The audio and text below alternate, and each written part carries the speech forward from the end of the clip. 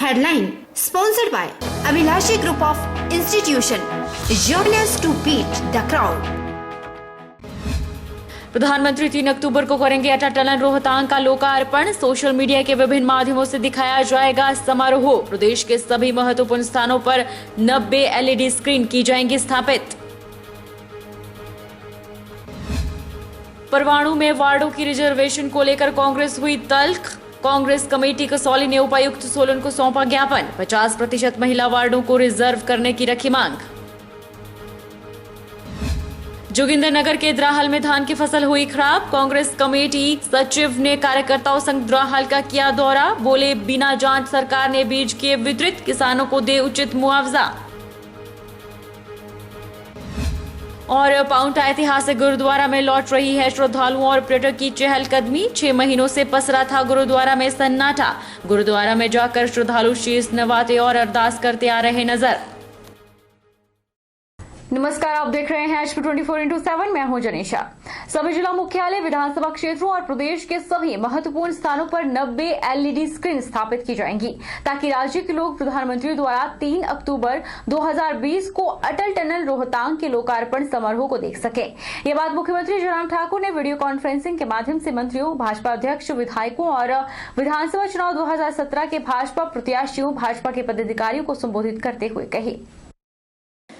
मुख्यमंत्री ने कहा कि पार्टी के पदाधिकारियों को यह सुनिश्चित करना चाहिए कि इस ऐतिहासिक समारोह के लिए प्रत्येक स्थान पर सामाजिक दूरी का पालन और फेस मास्क का उपयोग करते हुए अधिकतम 200 लोग ही उपस्थित हों। उन्होंने कहा कि उद्घाटन समारोह और प्रधानमंत्री के अभिभाषण को देखने के लिए सोशल मीडिया के विभिन्न माध्यमों से अधिक लोगों को जोड़ने का प्रयास किया जाना चाहिए। जयराम ठाकुर ने कहा कि कोविड-19 महामारी के दौरान अयोध्या के बाद प्रधानमंत्री का यह तीसरा सार्वजनिक समारोह है जो राष्ट्र के लिए इस टनल के महत्व और प्रदेश के लोगों के प्रति प्रधानमंत्री की उदारता को दर्शाता है। उन्होंने कहा कि यह आयोजन शानदार हो सकता था, लेकिन कोरोना महामारी ने सामाजिक दूरी के नियमों का सख्ती से पालन करने के लिए मजबूर किया है। जयराम ठाकुर ने कहा कि प्रधानमंत्री 3 अक्टूबर को सुबह 10 बजे अटल टनल का लोकार्पण, दोपहर 12 बजे जिला लाहौल स्पीति के सिस्सू और दोपहर 1:15 पर सोलंग में जनसभा को संबोधित करेंगे। अटल टनल का इनॉग्रेशन 3 तारीख को निर्धारित हुआ है और स्वाभाविक रूप से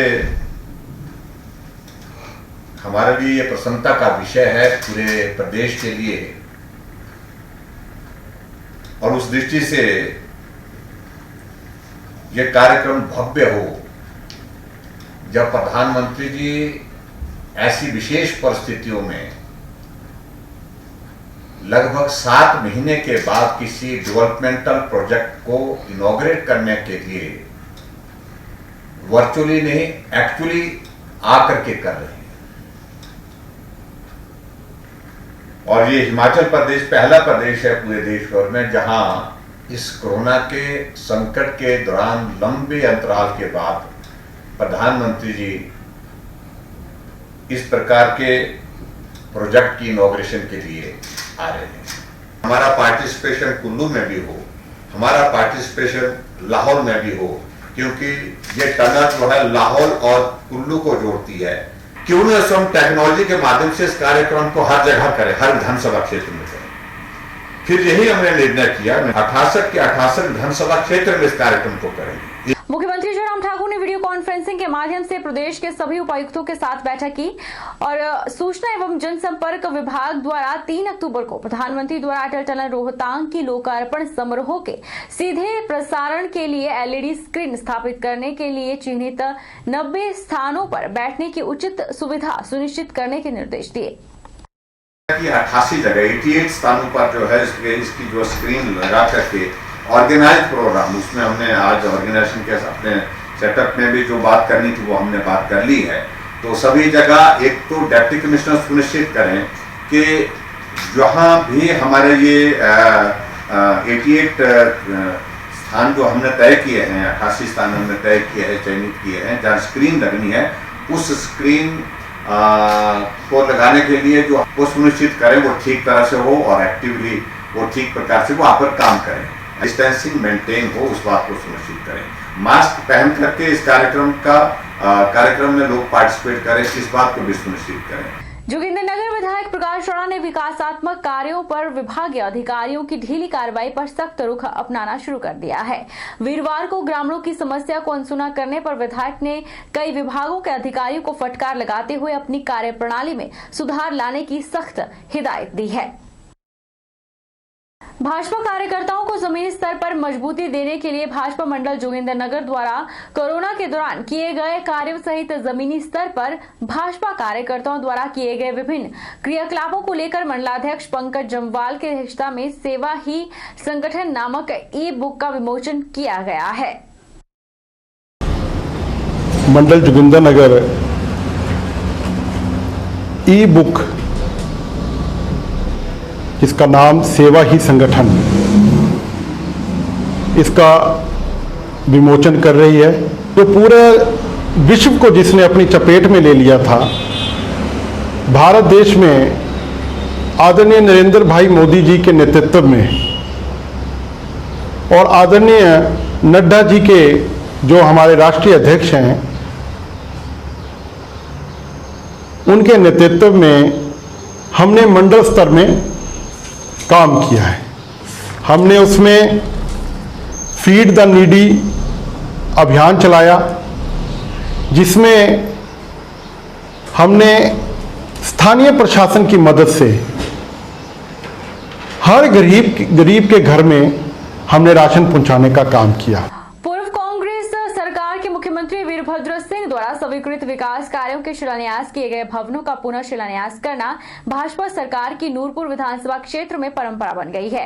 ये कहना है जिला कांग्रेस अध्यक्ष एवं नूरपुर के पूर्व विधायक अजय महाजन का। उन्होंने कहा कि पहले मात्र शिशु अस्पताल नूरपुर का पुनः शिलान्यास मुख्यमंत्री द्वारा करवाया गया।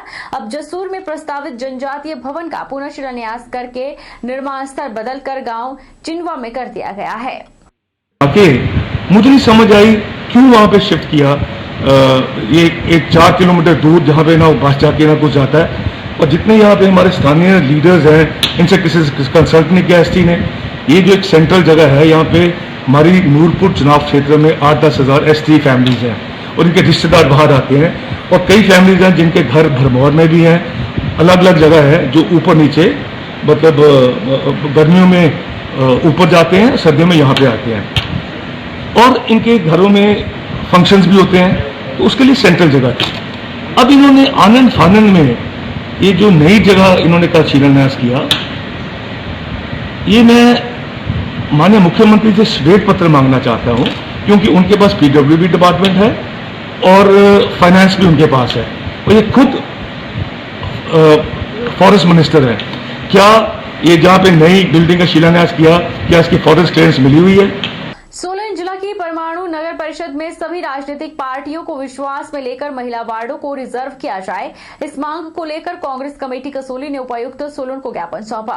उन्होंने उपायुक्त से मांग की है कि परमाणु नगर परिषद में इस बार महिलाओं के लिए एक वार्ड और रिजर्व किया जाना है, जिसमें सभी राजनीतिक पार्टियों की सहमति और पारदर्शिता के साथ वार्ड को रिजर्व किया जाए।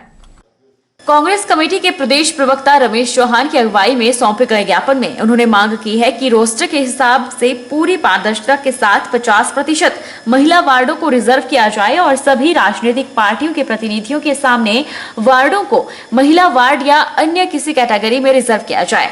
इस अवसर पर रमेश चौहान ने कहा कि अधिकारियों को सिर्फ दफ्तरों के बंद कमरों में बैठकर वार्डों को रिजर्व करने का कार्य कर रहे हैं, जो कि बिल्कुल गलत है। उन्होंने कहा कि प्रशासनिक अधिकारियों को सभी राजनीतिक पार्टियों को विश्वास में लेकर वार्डों को रिजर्व करना चाहिए। उन्होंने कहा कि अगर ऐसा नहीं होता है तो इसके लिए वह सख्त कदम उठाएंगे।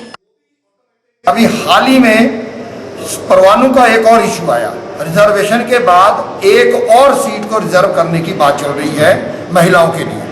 हमने एडमिनिस्ट्रेशन ने जो पहले जो रिजर्वेशन की, सीटों की रिजर्वेशन की, कांग्रेस पार्टी ने या किसी और भी पॉलिटिकल पार्टी ने इसको ऑब्जेक्ट नहीं किया।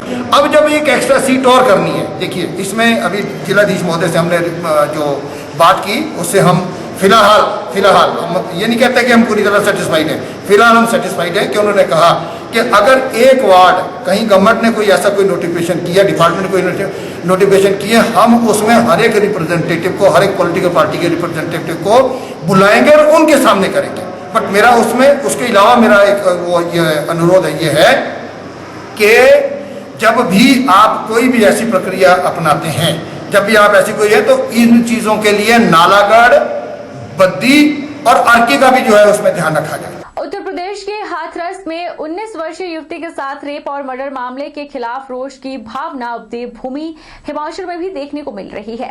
बिलासपुर उपायुक्त कार्यालय परिसर में जिला कांग्रेस कमेटी द्वारा स्थानीय लोगों के साथ मिलकर जहां पीड़िता की आत्म शांति की प्रार्थना की गई, वहीं उपायुक्त के माध्यम से राष्ट्रपति को एक मांग पत्र भेजा गया, जिसमें आरोपी बलात्कारियों को फांसी की सजा देने की अपील की गई। हम यहाँ पे इकट्ठे हुए हैं और बहुत ही दुख की बात है ये कि एक बेटी के साथ इतना बड़ा अपराध हुआ है।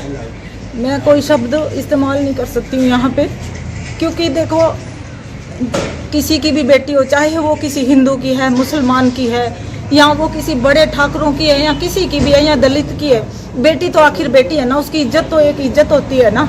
तो समाज में सभी बेटियों की अगर इज्जत नहीं करेंगे तो समाज में ऐसे तो लड़की पैदा होनी ही बंद हो जाएगी। ऐसे तो बोलते हैं कि भाई बेटी बचाओ बेटी पढ़ाओ, तो वो बेटियों की जो सम्मान है, तो वो बेटियों का सम्मान आज कहाँ पे है? उसका हम पूर्णतः विरोध करते हैं और खंडन करते हैं। It is a heinous crime which ever never held in India. मैं ये चाहता हूँ कि वो जो भी दोषी हैं इस घटना के, उनको फांसी की सज़ा दी जाए। आज इसी संदर्भ में हम सारे लोग इकट्ठे हुए हैं। हमारे साथ मातृशक्ति भी है, हमारे साथ हमारे कांग्रेस पार्टी के वरिष्ठ पदाधिकारी हेमराज जी भी हैं, हमारे साथ हुसैन अली जी भी हैं। रुकेंगे एक छोटे से ब्रेक के लिए, ब्रेक के उस पार फौरन लौटेंगे।